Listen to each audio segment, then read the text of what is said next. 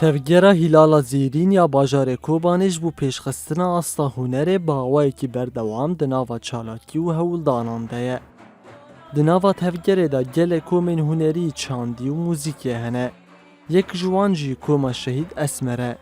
Rêvebera Koma Şehîd Esmer behsa xebatên komê dike. شخا دەستپێکە کۆمەمە ئەم دیسە شخصا دەستپێ کرد هێدا هێدا مە هەر کەسی بەرێ ئاستێمەتێت هەبوو ئەم تەبلی هیلال زیرین بوون مە خواهین پێشخست سەر ئەموری خوا و مە هەڤڵ خۆشی زێدەکردن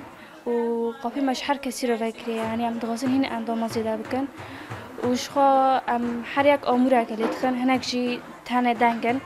و شخا اساسی کومه گشکی جی رتم لیتخه یعنی هر کسی جی خاطی دو دگره رتم لیتخه و شخا قاپی مش هر کسی رو بکرم دخوازن هین زیده بکن ها اندام کومه ای اساسی ششن و شخا هنک حوال ما دیجی هاتنه لسر منات شغلنا دخوازن وانش قوم بکن اندام کومه اساسی کن خا نوی مجی سر کومه شهید اسمر سر نوی شهیده که شهید اسمره و بروه خا چطنی تیتا دبینن جبر کو هین کمک من نیه نه جمیج دیا. Endamên tevgera Hilala Zêrîn ya bajarê Kobanê xwe ji bo çalakiyan amade dikin û bi berhemên xwe coşa çalakiyan zêdetir dikin. بریا وان سازین ما ام بیشن گلک دنگ موهبه هاتنا اکتشاف کردن ام بیشن هاتنا بله کردن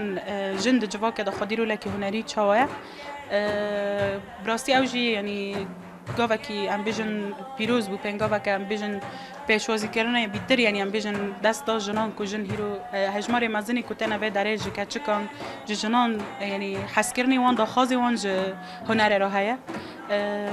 گلک گروپ هنه ام بیشن گروپی و داره مثلا ام بیشن بجداری مهرجان مزنجی بونه چه کوبانی به چه قامشلو به توی رجوای کردستانه ذاتاً ابجی کام من نبیری خواب بسایا شهیدانه به کدا شهیدانه ام بیشن اوجی شوبداری خطا شهید مزگینن شهید دلیلانه Birêka navend û tevgerên çandeyên Herêma Bakur û Rojhilatê Sûriyê ciwan perwerdeyên xwe dîbînin û behreyên xwe geştir dikin.